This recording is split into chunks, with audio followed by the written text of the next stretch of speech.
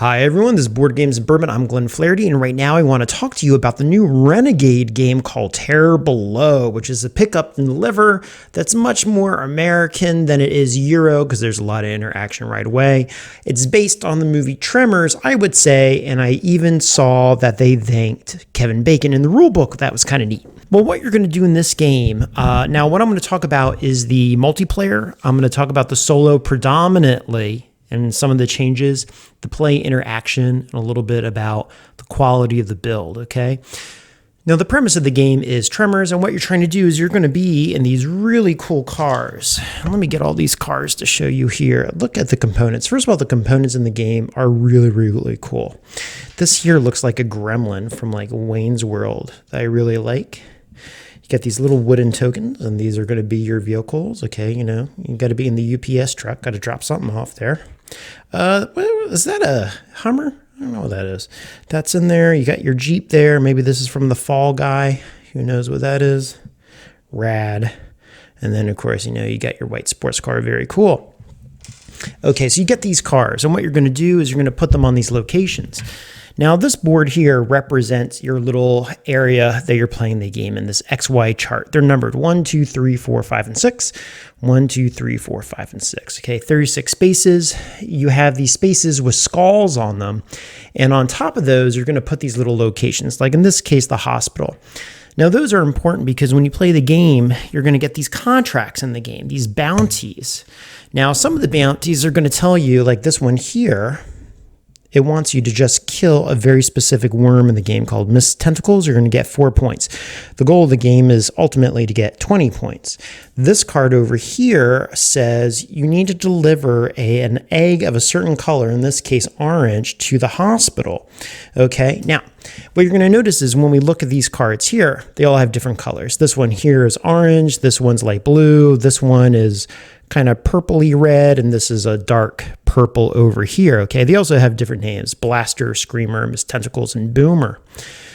Now, what's going to happen is these eggs are going to kind of blow out of the ground at different coordinates. So if we look at these cards here, it gives us a little bit of information about what's going on. It gives us the color, the name, then over here is the coordinate of where it blows up, okay? And when it blows up, it gives you a pattern over here of how it's going to blow up. The egg blows up in the center. The eggs are essentially your currency in the game. You're trying to get them to locations.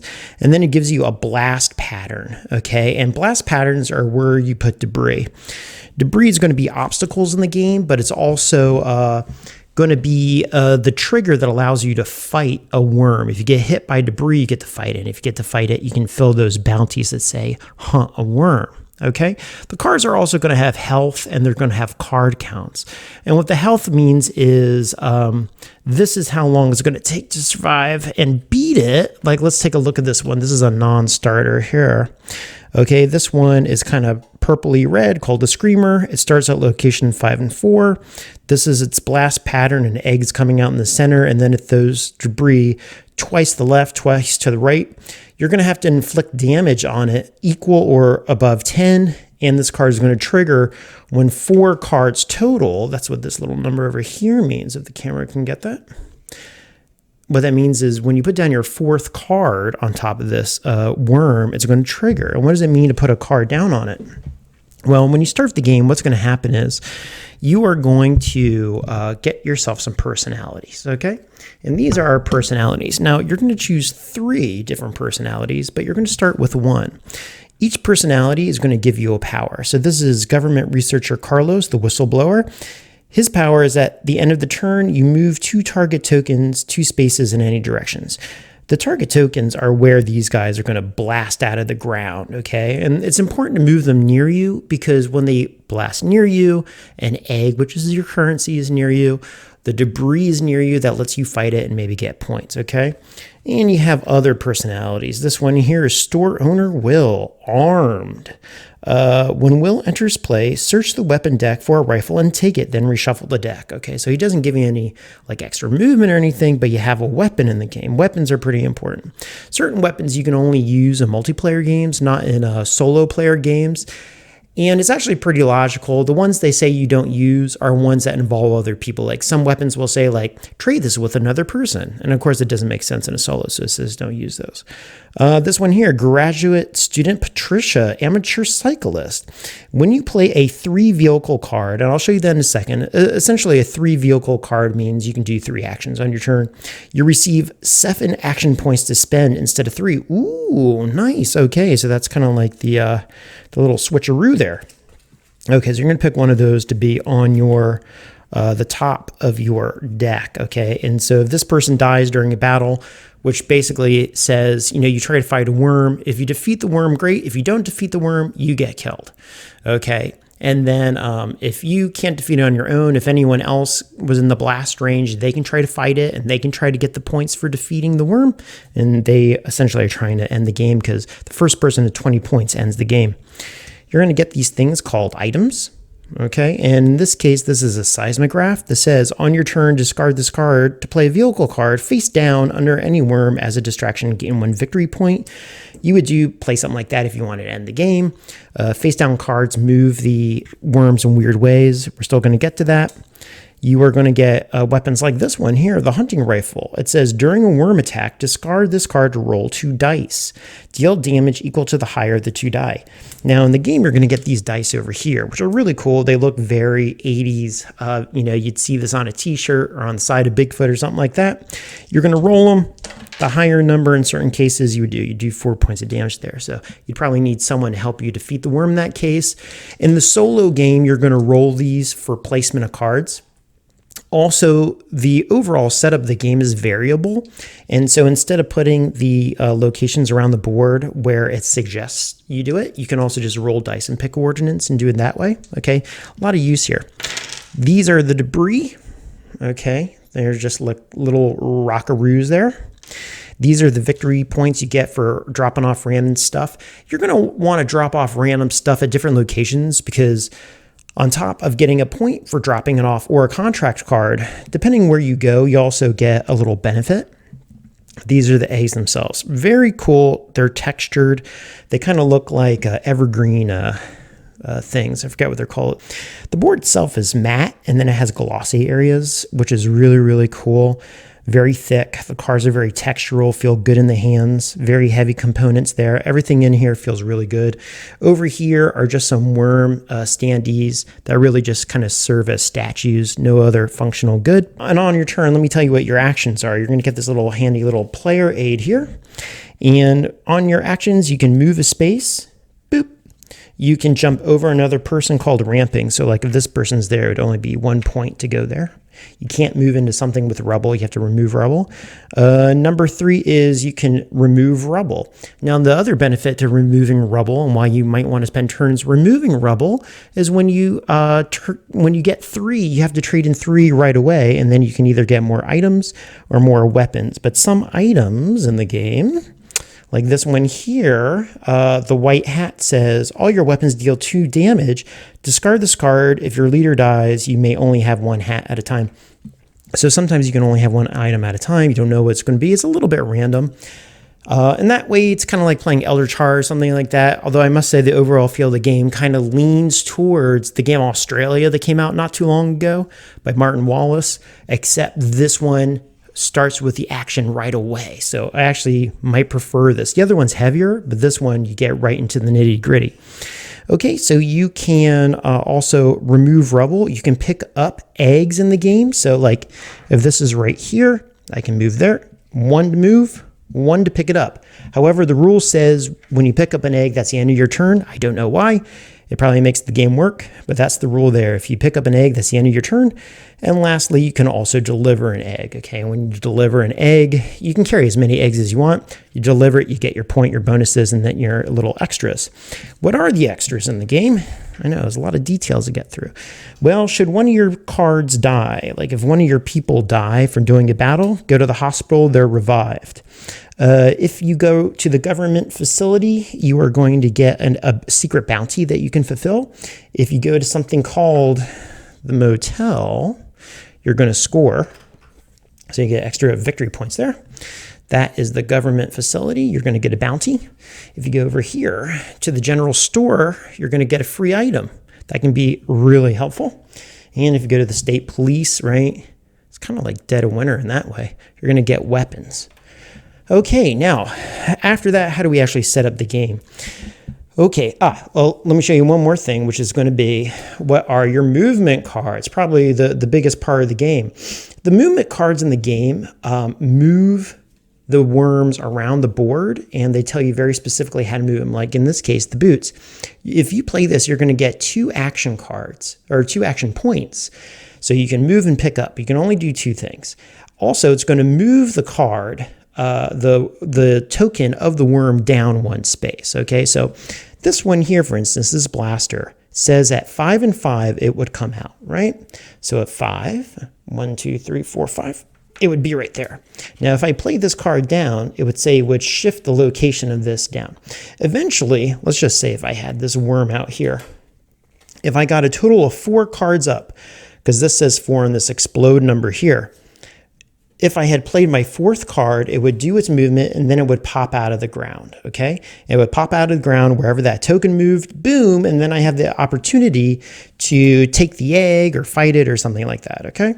Here's another movement card here. This is called the sedan. Move any target 2 spaces and then move down and over. So you always have to do the power. You always have to do the movement. What you get to decide is where you want to play it on what worm, and that's strategic because you might want to move it towards you, might want to move it away from someone, you might want to be in the blast range. Who knows what you want to do there, okay? Okay, well, when you're setting up the game, you have these suggested 4 to start and populate the board up, but normally what you're going to notice is you only have 3 slots here. Okay, so what I'm going to do now is I'm going to populate the board with this, and then we're going to start doing our playthrough in solo mode. Okay, so what it says here is for the blaster, it says 5 and 5. So that's dark. So at 5 and 5, this is going to go there. Oh, I should also tell you when rubble is thrown around the board, you are safe if you're in a location, but in the solo mode, if rubble lands on a location, if it lands twice, the location is destroyed. That's pretty important because some of the goals, there's 3 levels of goals: easy, medium, and hard in solo. And some of them will say deliver a contract to 4 of the 5 different locations. So if you lost 2 locations, you lost the game. Some will say deliver certain worms, stuff like this. Okay, so that's one. Now we're going to do the Screamer, which is the lighter egg color, and that's going to be at 2 and 3 is the location, 2 and 3. And I'm going to throw some rubble out there to get the game started. Now the amount of worms that you're going to bust are going to be different depending on the player count, but at 2 and 3, you put out 4. I think at the next one, you put out 2 additional cards, stuff like that. It's all in the book. It's pretty easy to read. It's a pretty good rule book. Some of the rules are in odd places you might not expect, but it doesn't really matter. Okay, now we're going to do Miss Tentacles, the light blue. This is at 4 and 2, 4 and 2. That looks like that to me. This has an interesting blast pattern. Every space can only have 2 pieces of rubble on it as well. Okay, that's going to go that way. And our last one here is called a Boomer, and that is our orange egg, and that is going to go at 3 and 4, which is right here. Okay, and that's a big old square. Okay. Rubble also, there's a rule that you can't have 2 in the same spot. It also can't be with another egg, okay? So 1, 2, 3, 4, 5, 6. Okay, and then we put this last one there. Okay, so those have all been blown up, and now what we're going to do is we're going to draw our new ones. This is when you're going to see the playthrough of how to sow the land with the targets. And then I'm going to do 1 round of playing solo because there are some interesting things in there. Okay, so for the Screamer, what it says here is that the target for the Screamer right now is going to be at 5 and 4. So we're going to go up to 5. We're going to come over to 4. Target is right there. Now, you're going to notice that's target 1, but it also says 1 and 2 on the board. What that means for us later on when we're rolling is that I have to pull cards and I have to populate these to try to bust them up. Like the Screamer is going to blow at 4. I roll this die, that says 4. And what that means is it does not go here, 1 and 2. It would go here where it says 3 and 4. So I would draw a card. I would place it here. I would do the movement, and that's one card towards the queen, which is pretty cool, that says 5. So that's going to take a lot. Now, the game sometimes says don't play with the queen, but you can also, depending on what you want to do, mix them all in. I like mixing them all in. I think it's much more of an adventure that way. Okay, so with the queen, by the way, has a crazy blast pattern.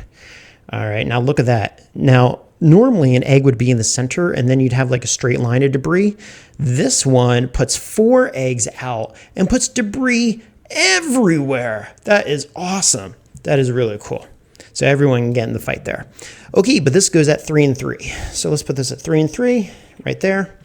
And this blaster over here is at 4 and 1. That is a dark color. And let's see, what did I say? 4 and 1. Okay. So, well, you can't have 2 eggs at the same location, right? Or I should say it's a target, not an egg yet. What am I thinking? Okay, so there it is. Okay.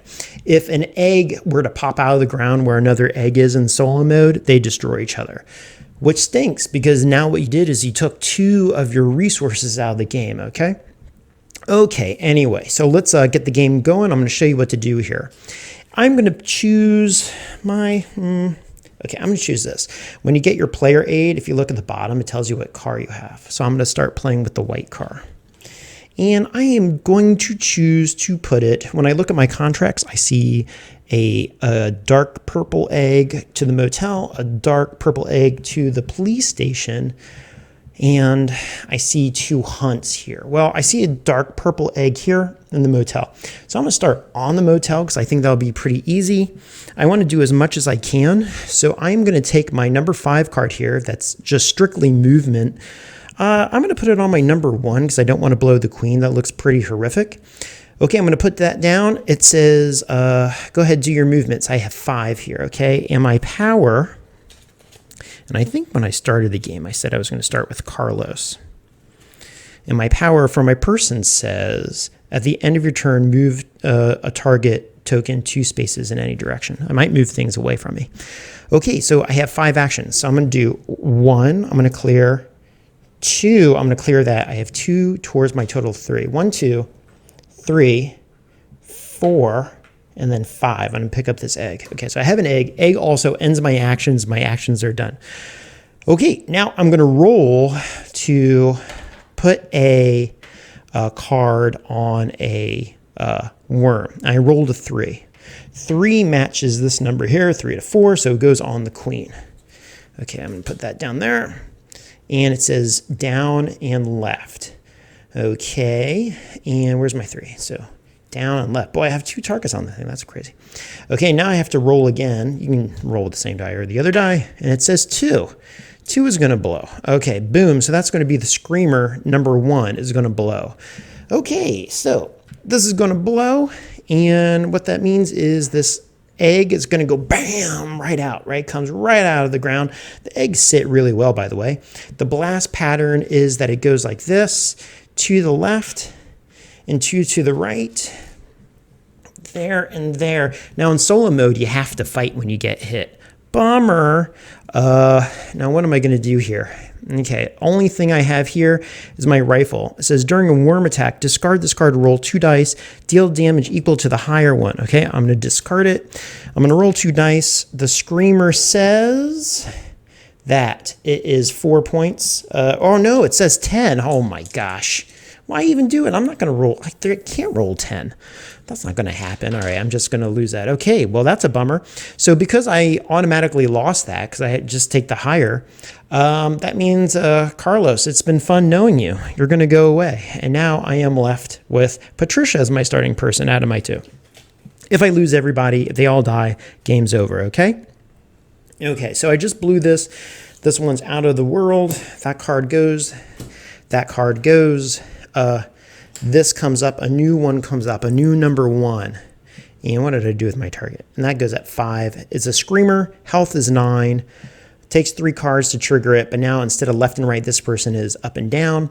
It says at 5 and 6. 5 and 6. Oh my gosh, are you kidding me? Oh man, everything's over there. Okay, now that's basically it. You also, in the solo mode, you only start with 15 total worms. So that's kind of like a timer as well in the game. So, okay, so how does this strike me? Well, I've played it now, I want to say 4 times by myself. Probably a dozen times with other people, really been ramming it through, making everyone play. A couple learning games, but then the real ones too. One is a very different game than the multiplayer game. In the solo game, you have to fight. In the multi-person game, if you get hit with debris, you don't have to fight, and other people can pitch in. It's a different experience, but I would say it's also an equal experience. At higher counts, it doesn't seem to go too long, and it doesn't seem to get too chaotic. I would also say that even though card draws are random card draws in the game, there is strategy because you're trying to maneuver things over to where you want it and away from people, perhaps. So there's strategy in there. There's also strategy if you want to go for it or not. Do I want to take the chance and just end the game now? Another strategy in the game I played one time was I actually wanted to die because if I died, the game was over and I was, ahead on points. Maybe that would have worked. But anyway, you really want to get 20 points. So that is Terror Below. It seems to play well either way. Components are top notch. It has a little bit of a setup, but it's a mid-length game, so I think that's okay. Just give it a whirl. It's a pretty easy, good time. The only rule that I thought was just one of those rules you kind of throw into a game to make it work is the one that says if you pick up an egg, your turn is over. But come see, come saw. That's how it goes. Anyway, once again, everyone, this is Terror Below. Give that a whirl. It's coming out soon. And enjoy that. Let me know if you have any questions about the gameplay, and I'm happy to answer. Talk to you soon. Bye.